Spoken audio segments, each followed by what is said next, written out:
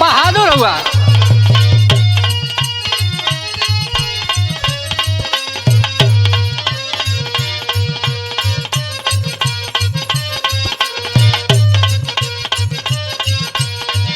हमारे मास्टर ये बिरहा सुनवैयन बदे एगो गीत का संकेत कैलन।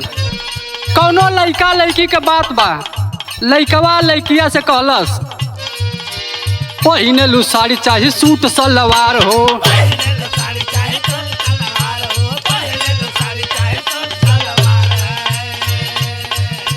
निक लागे सगरो बदन पे तोहार हो,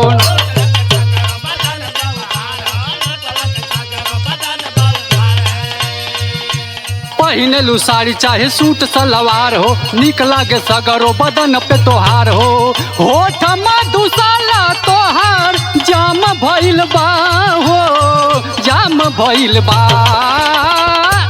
तब लइकिया कहते असही न दुनिया में नाम भइल बा, असही न दुनिया में नाम भइल बा, बाबू हो कमरिया पे काम भइल बा। जियो जियो क्या बात है।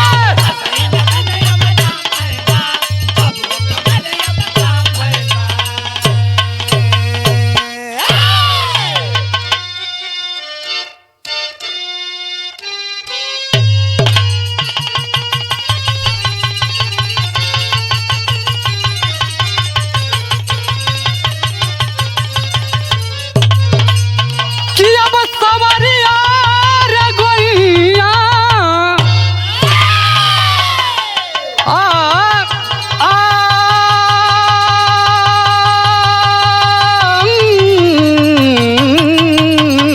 हो रंग।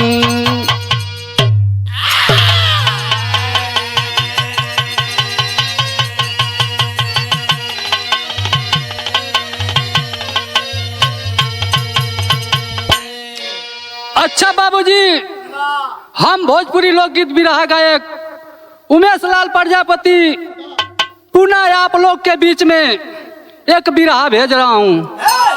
एक अलग खोज कवि जी का भूमिका में 4 लाइन कवि जी भाव लिखत हो मास्टर।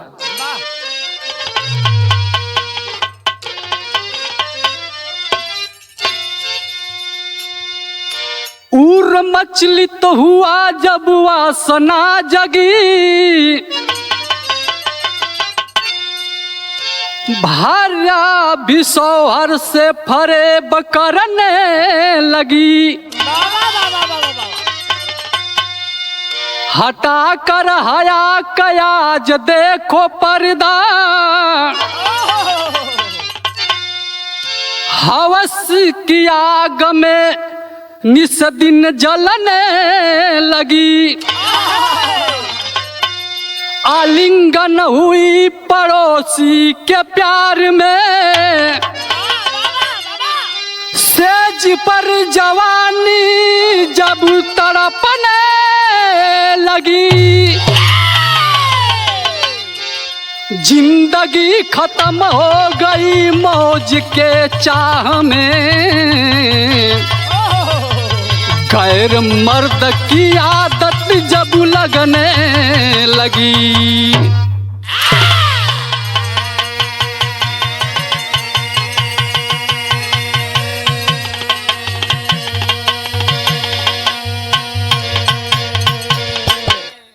ये भैया अगर ये दुनिया में जे असल छोड़ के नकल पे जाई, मौज के चक्कर में पड़ी, ओकर जिंदगी कब खत्म हो जी कौनो भरोसा ना है। बिरहा में कौनो गीत का संकेत करत हूँ मास्टर कवि जी। आवा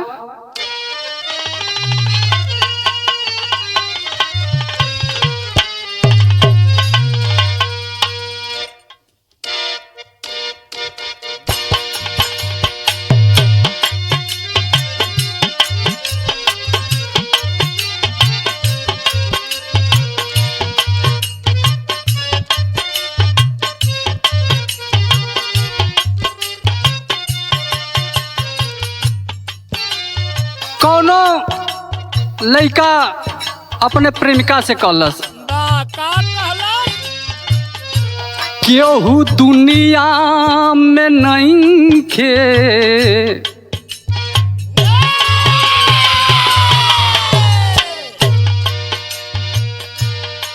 केहू दुनिया में नहीं खे, तोहरा सिवा हो तोहरा सिवा। प्यार में नहीं की गोरी हम बेवफा हो हम बेवफा।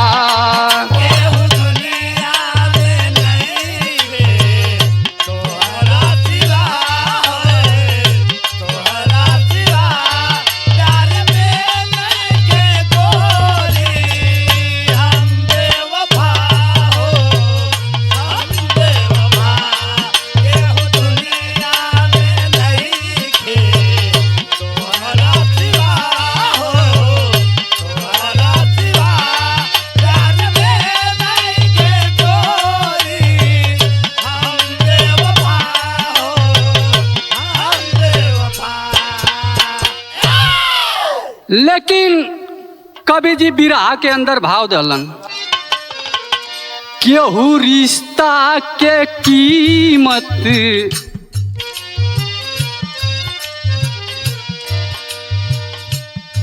केहू रिश्ता के कीमत ना समझे हो ना समझे। सब भुलाइल बाया अपने दुनिया में,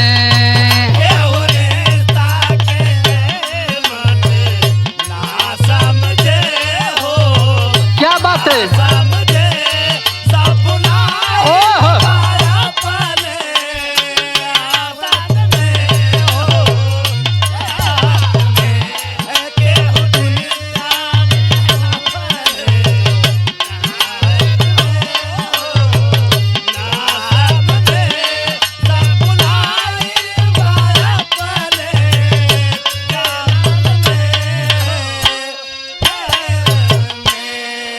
ये बाबूजी पहले के जमाना में लोग रिश्ता का कदर करन, ओकर लाज रहल ओकर डर रहल। लेकिन आज के डेट में सब अपने मौज में मस्ती में भुलाइल। सामने वाला के कितना तकलीफ हो जाई, बाबू माई के कितना तकलीफ होई, ऐसे कोनो मतलब ना। बेटा बेटी अपने मौज में भुलाइल हुआ। यही जग से हमारे बिरहा का कहानी शुरुआत भइल मास्टर।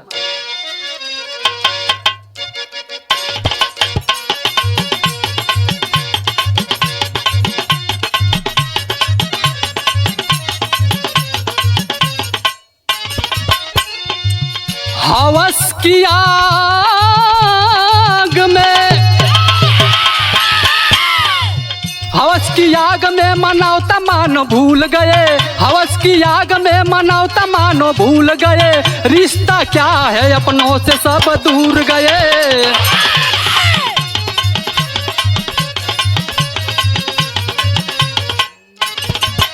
कहानी कहाँ का बा? थाना गजनेर में भिलसी एक गांव रहा, थाना गजनेर में भिलसी एक गांव रहा। काली चरण को पैसा का अभाव रहा।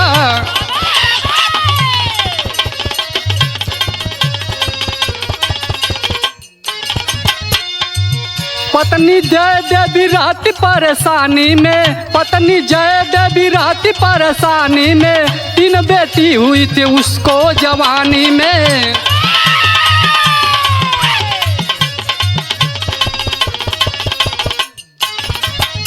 दो बेटी के शादी में काली चरण लाचार हुए।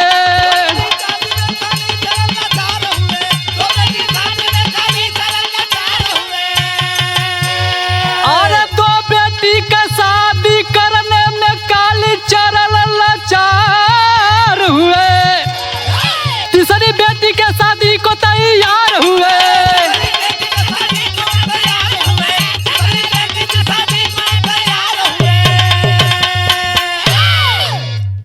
भैया एक बार कहानी समझ लेवल जा। कानपुर शहर, थाना गजनेर, गांव भिलसी। वही के रहे वाला काली चरण, जेकरे पत्नी का नाम बतावल गई जय देवी। 3 बेटी भगवान देले बाणन। 2 गो बेटी का काली चरण टाइम से शादी विवाह कर दिले बाणन। तीसरी बेटी सरोजनी जब जवान भइल तो माई बाबू के चिंता फिर सतावे लगल बेटी का। धीरे धीरे कुछ दिन बीतल, हितई में दोस्ती में ये बात का चर्चा कैलन कालीचरण। उन्हीं के एक दोस्त एगो लड़का बतौलन, औरैया जिला गांव का नाम बतावल गई रायपुरा। वही के रहे वाला दिनेश पासवान। दिनेश पासवान से कालीचरण अपने बेटी का शादी कैलन। जब शादी कई के कालीचरण सवेरे जब विदाई करत हुआ, वो समय का भाव कवि जी लिखत हुआ। यहाँ एक गीत लगल मास्टर।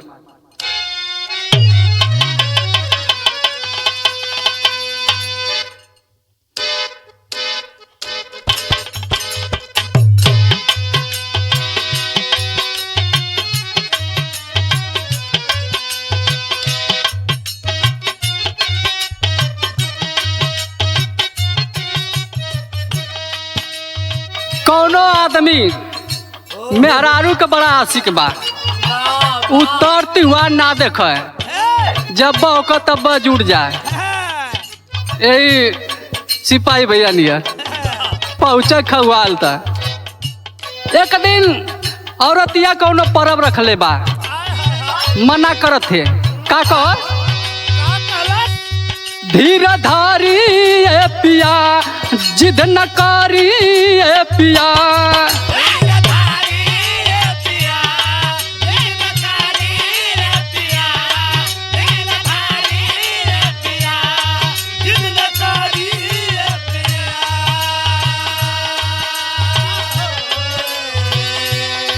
धीर धारी ए पिया, जिद न करी ए पिया।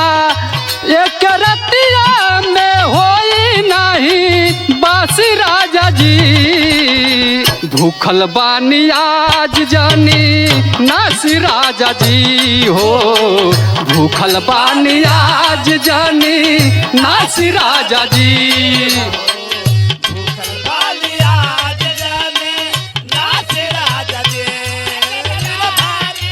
क्या बात है?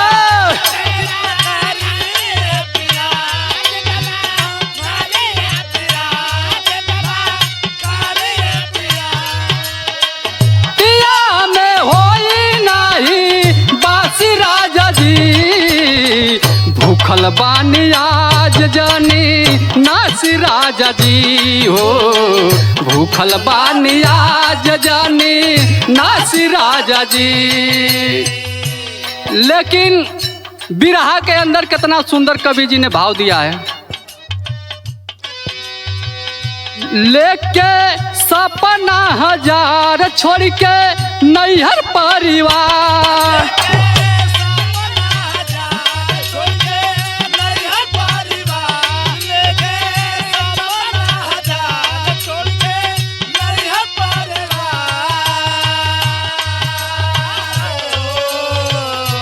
लेके सपना हजार छोड़ के नैहर परिवार।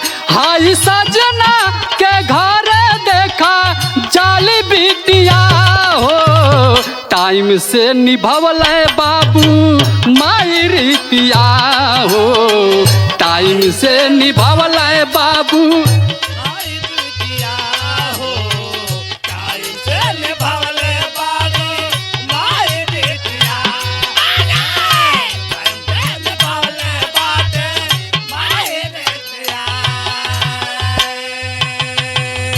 भैया। बाबू माई समय के हिसाब से बिटिया का शादी कैलन, विदाई कैलन। सरोजनी अपने मन में हजारों सपना लेकर अपने ससुराल जाती है, लेकिन वहाँ गइल तो भइल का अंतरा में कना। सरोजनी के भावे नहीं दिनेश के रहनिया,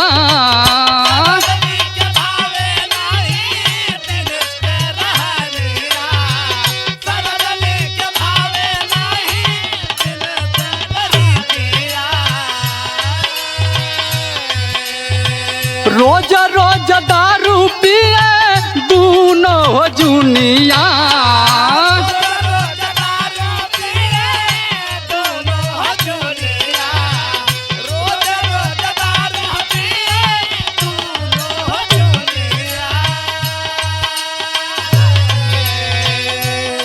रोज झगड़ा से देखा मार खाली बिटिया। टाइम से निभावल है बाबू माई रीतिया हो, टाइम से निभावल है बाबू माई।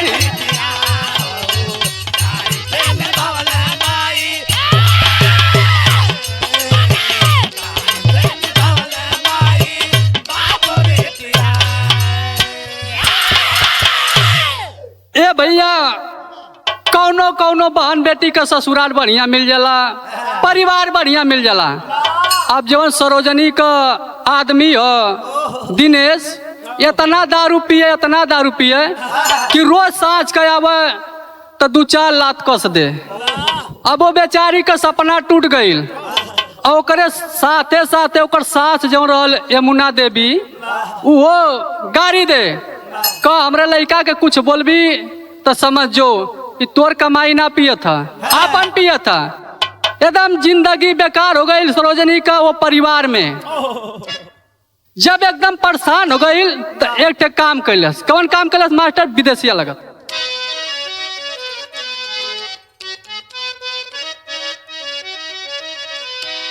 सरोजनी के टूटी गई सोचल सपनावा हो,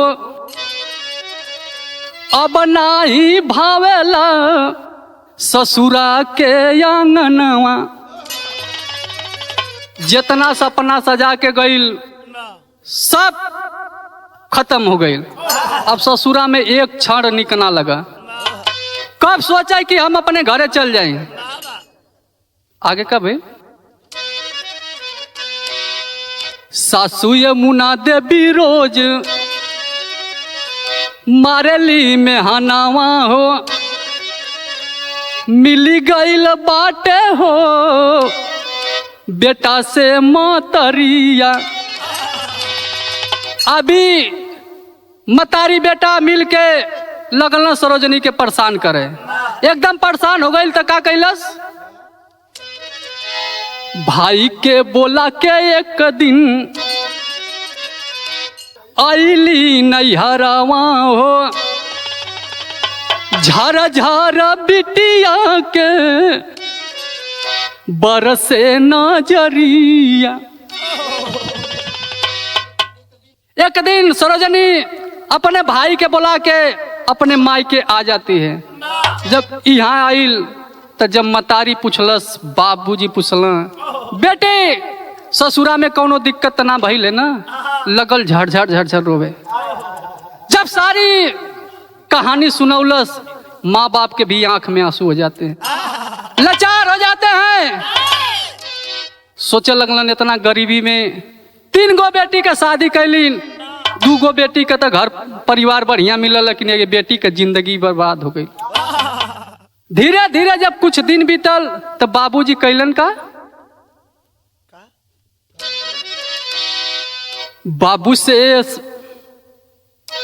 बाबू के सतावे लागल बिटिया के बतिया हो, ललित साथे कई दिहलन दूसर हो सदिया। ए बाबूजी लोग बतावलन अपने घरे अपने बिटिया बहन के कब तक रखबा। कुछ दिन बीतल फिर से बाबूजी एगो घर बर खोज के दूसर शादी कैलन। शादी कैसे कैलन? ललित पासवान से, जेकर की पहले से एक औरत रहल लेकिन वो मर गई रहल, और एक बेटी भी रहल 8 साल का।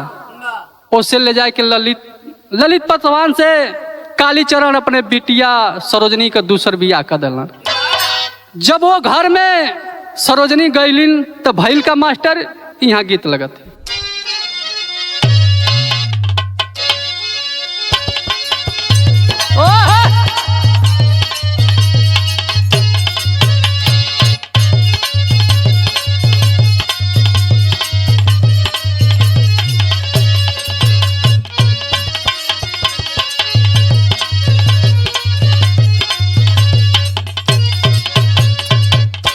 हमारा मास्टर एगो गीत का संकेत करत हुआ।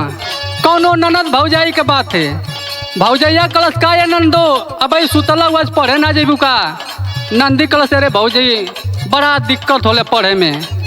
कलश का दिक्कत होला तब नंदी बतावत है।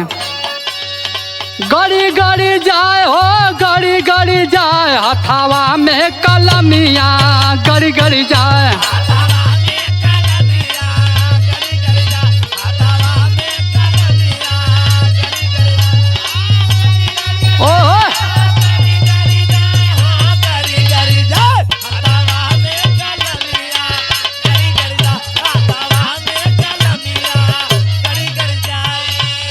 भौजैया कहला से कर उपाय ना एक लाइन और बतौल कह।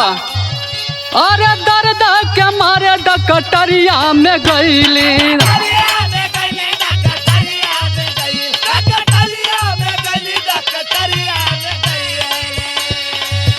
अरे दर्द के मारे डकटरिया में गईली। डकटर से नजरिया लड़ी लड़ी जाए।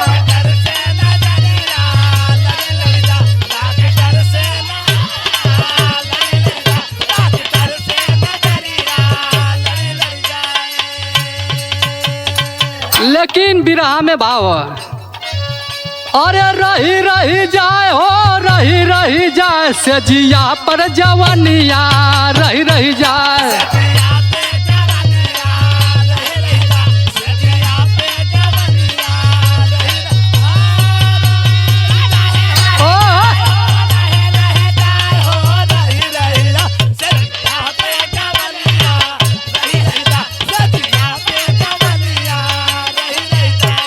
शादी तो जरूर भइल सरोजनी का और ललित पासवान का, लेकिन शादी में 8 साल का फर्क बा। अब सेज पर सुख जवन होला उस सरोजनी के ना मिले। बतावल जाला कि कुल आग बुझ जाले लेकिन जवानी का आग ना बुझेले। ए पर जितना पानी डलबा उतना लगत जाले। आगे का भइल अरे सजिया के सुख नहीं पावेली रानी।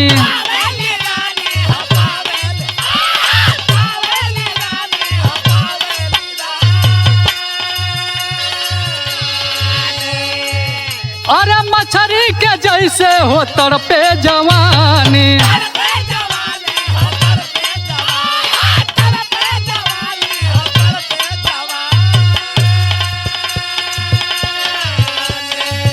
अरे ढली ढली जाए हो ढली ढली जाए हाई चढ़ल जवानिया ढली ढली जाए हाई।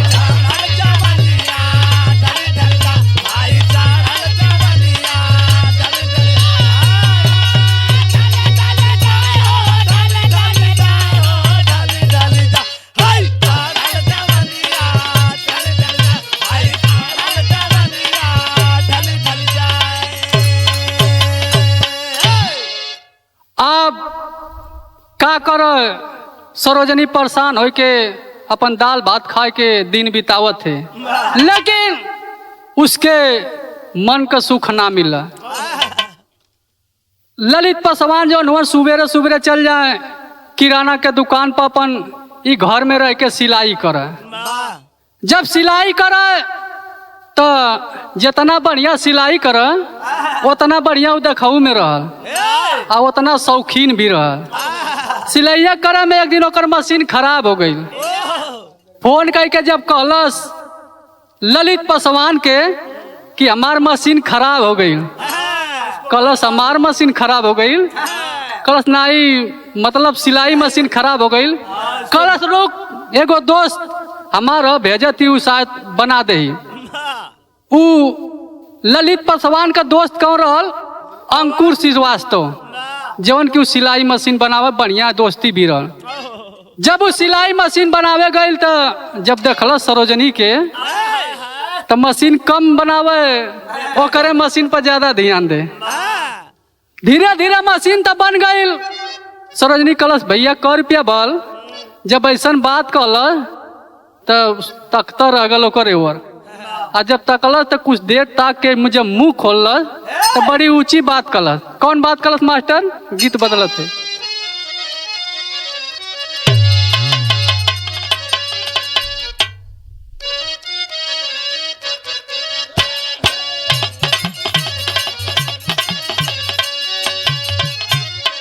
आजकल नईकी के लोग पसंद करत हुआ, लेकिन लोगन के पसंद बदे पुरनकी बिगाव के हो जाला। हमारे मास्टर संकेत कैला बदनाम हो कह जरावा,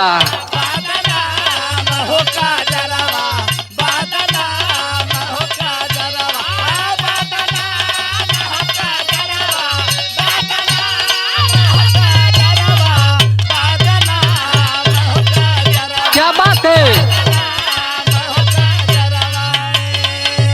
एक लाइन और लोग गावलन, अरे गड़िया के टूटल रोवेला गड़ीवा नवा, बसूला के टूटल लोहार। आय हाय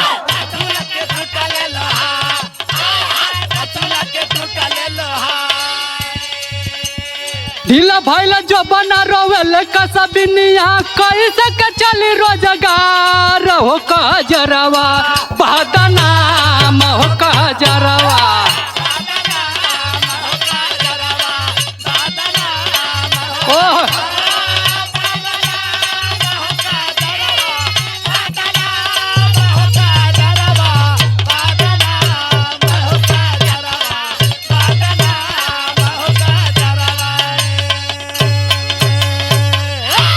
लेकिन अंकुर श्रीवास्तव का कलश जनमा मारे ले सूरतिया,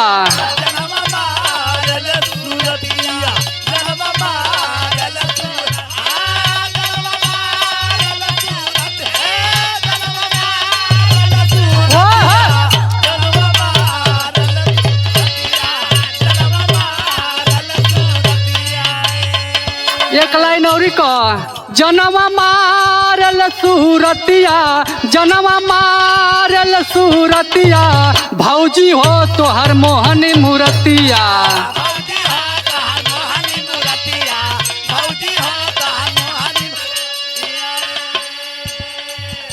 कलश एकदम भौजी चमकत बारू ऐसन की लगत है कि अनहारे अजोर कर देबू, तो से पैसा का ले। एक बात और कलश का कलश, एक बेर भौजी हो दे तू मुस्काई,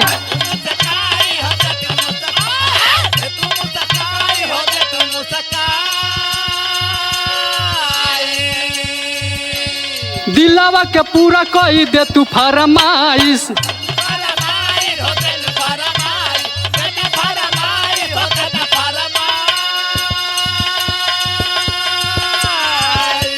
देख तो हलाली हमार बिगड़े हलतिया, देख तो हलाली हमार बिगड़े हलतिया, जनमा मारल सूरतिया।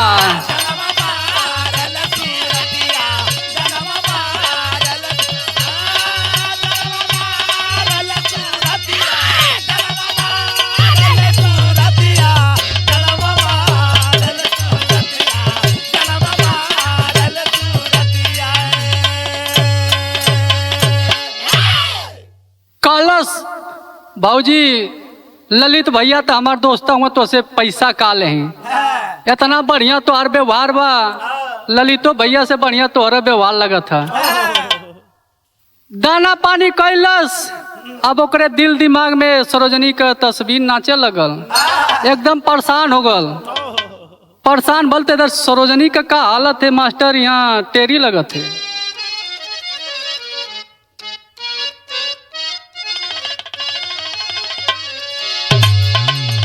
जवनिया जीव के काल हो गईल, अरे जवनिया जीव के काल हो, अरे जवनिया जीव के काल हो गईल, इस कल युग में जीना हुआ बुरा हाल हो। जवनिया जीव के काल हो गईल, इस काल युग में जीना हुआ बुरा हाल, जवनिया जीव के काल हो गई। अब एकदम जवानी से सरोजनी परेशान बा, सोचा है कि कहाँ जाए के कर आगे बुझा ले, बड़ी परेशान बा। यार अंकुरो परेशान बा, देखले बा जब से, तो एक दिन भइल का पापट लगत है।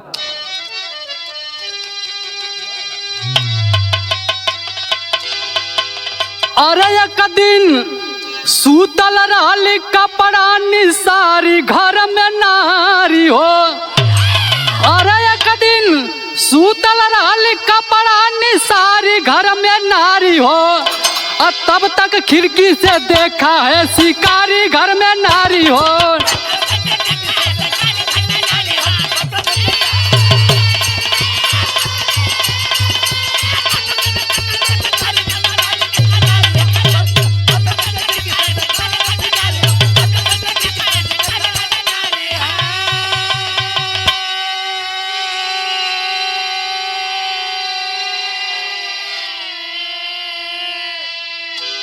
अप्रैल महीना के दिन में गर्मी तो बिजोड़ पड़बे करेले। कपड़ा निसार के एकदम पेटीकोट बड़ा पसुतल बा घर में, दरवाजा बंद करके। तब तक यार अंकुरवो के जब प्यास लगल तो सोचलस कि चल के भौजी के फ्रिज के पानी पी। जब आयल दरवाजा पर तो दरवाजा बंद बा। सोचलस कि तनी देखी खिड़किया से का होत अंदर।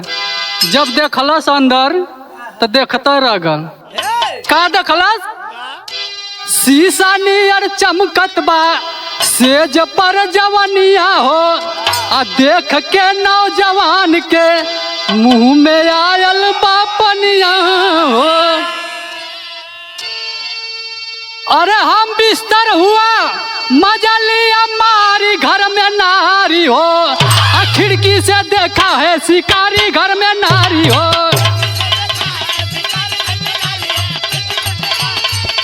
क्या बात है?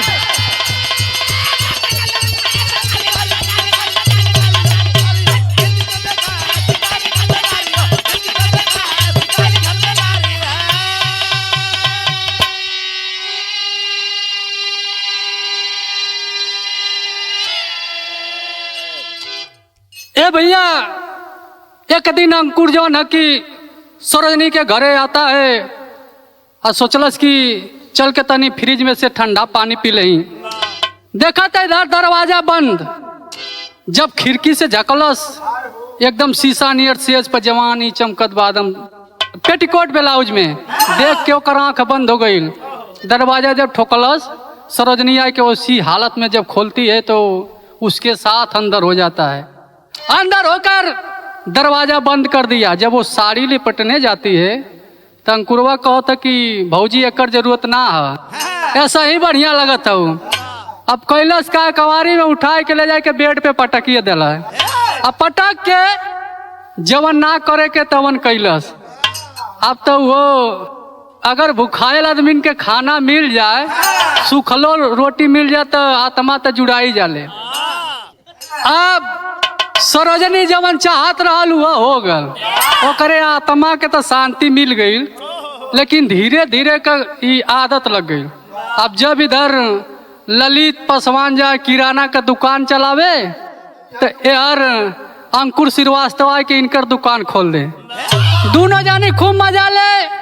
धीरे धीरे जब कुछ दिन बीतल तो होत का मास्टर आला लगा।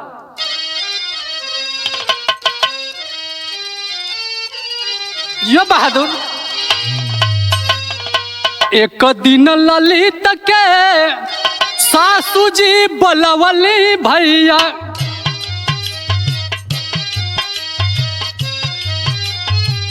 बेटी साथे ललित पहुंची गईल ससुरा।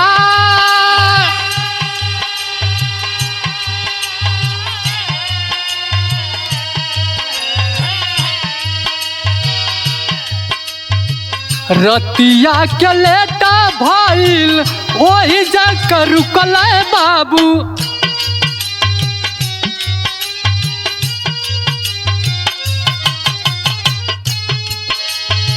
सब कहे सुबह चली जइया सरकार।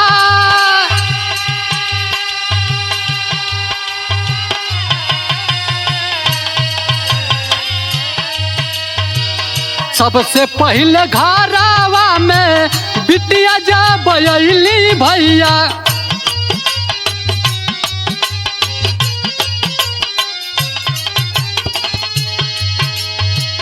मम्मी मम्मी कही के रहे चिल्ला।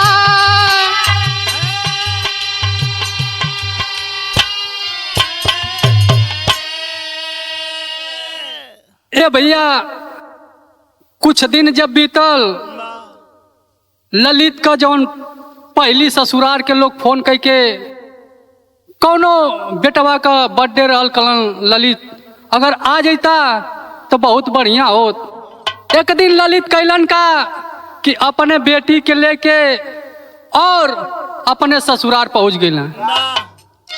जब अपने ससुराल पहुंचलन तो रात का लेट भइल। जब लेट हो गई तो वहाँ लोग रोक दिलन कि इतना खैले पियले हुआ रात के कहीं ना जल जाला। सबके घर का नियम होला। बेटी के लेके वो ऐजे रुक गईला। जब वहाँ रुकलन, सबेर भइल, जब अलन घरे तो लगलन रास्ता में पान खाए। ई पान खाए लगलन। जो उनकर बेटी बा दौड़त दौड़त पहुँचल घरे, मम्मी मम्मी कहत। जब मम्मी मम्मी कहत पहुँचल तो देखा मम्मी ना। मम्मी के जब बोलावत बोलावत घर में गई तो देख लगल कि उसी रूम में किसी ने उसकी हत्या कर दी है।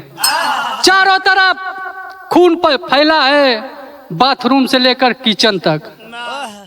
अब वो डर जाती है और डर कर बाहर आती है, फिर जाती है ललित पासवान के पास और बोलती है पापा पापा मम्मी को कोई मार दिया है।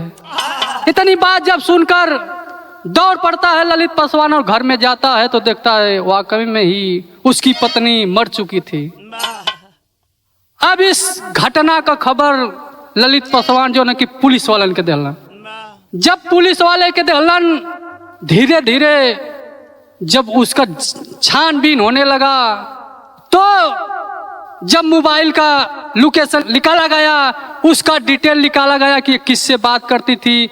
इसका सबसे ज्यादा किससे बात था और रूम में रात को कौन आया था, किससे लास्ट कॉल हुआ था, तो उसी अंकुर श्रीवास्तव का पकड़ा जाता है। जब अंकुर श्रीवास्तव के पुलिस वाला जब पकड़लन, जब लगलन मारे, जब मारे लगलन तब का बतावत है मास्टर, यहाँ खड़ी लगा।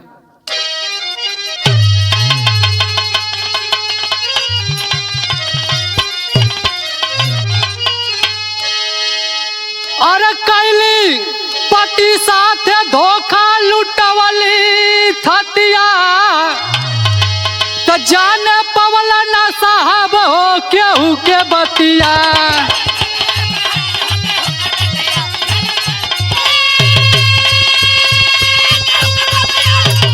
क्या बात है?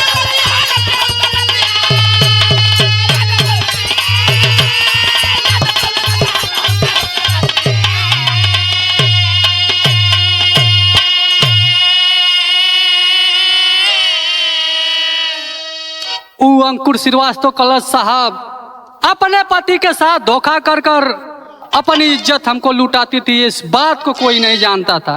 लेकिन अपने पति के साथे तो धोखा कैलस, लेकिन हमारे साथे धोखा कैलस। का धोखा कैलस? एक दिन घरवा में हमके बोलवली, नहीं नहीं कही के फोनवा उठावली।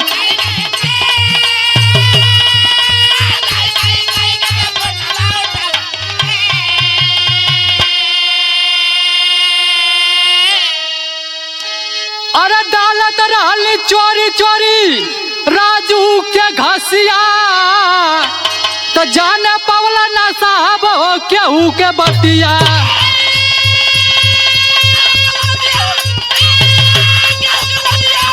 क्या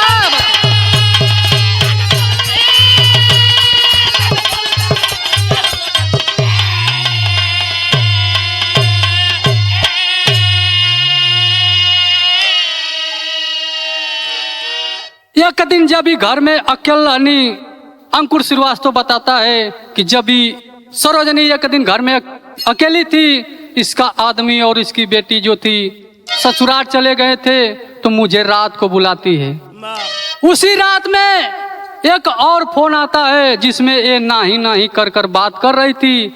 मैंने पूछा ये कौन है, तब बतौलस कि ये जो राजू है। राजू कौन था? पेंटर का काम करता था। जब एक दिन देखलस कि दुकान पे जब ललित पासवान ना रह, तो यह सरोजनी बैठल रह। जब वो आयल एक दिन सिगरेट लेलस एक पियलस, जब इनके देखल तब बस नजर में धसल रहा। दूसरा दिन आकर नंबर ले लिया और बात करना चालू कर दिया। इधर जौन है कि अंकुर श्रीवास्तव के साथ भी मजा लेती थी और इधर राजू के साथ भी। जब उससे पूछा, अंकुर श्रीवास्तव तो सारी बात को बता देती है, उसको बहुत समझाया लेकिन मानने के लिए वो तैयार नहीं थी। तो आगे का होता मास्टर, सोचली कि इनके दही साहब समझाई और टूटल के बाद हो घर बस जाई।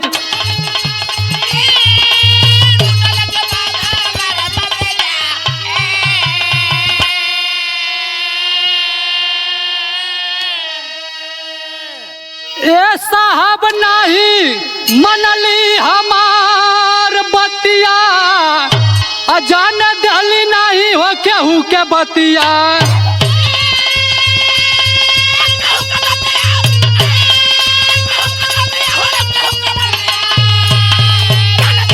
क्या बात है?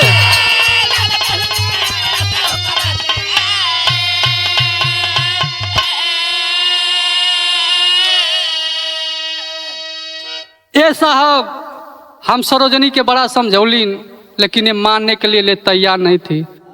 उसको पाकर मुझे गाली देने लगी और उसी रात में कहा सुनी आया हुआ और मैं भी गुस्सा में हो गया और ये भी गुस्सा में हो गई।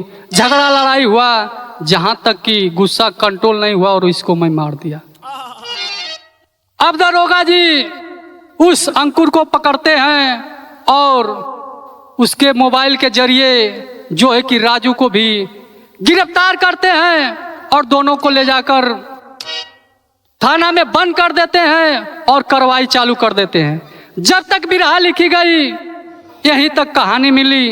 अगर आगे कुछ कहानी मिलेगी तो आप लोग को जरूर बताऊंगा दूसरे बिरहे में कि उस दोनों के साथ क्या हुआ। यही हमारे बिरहा का कहानी रहल। यही जगह से समाप्ति भइल। गुरु घराने का पर्चा लगा मास्टर। गुरु बिहारी, गुरु गणेश, गुरु रामलाल गुरकारी, स्वर्ग बसे चंद्रिका, कभी बच्चन जी बने पुजारी हो।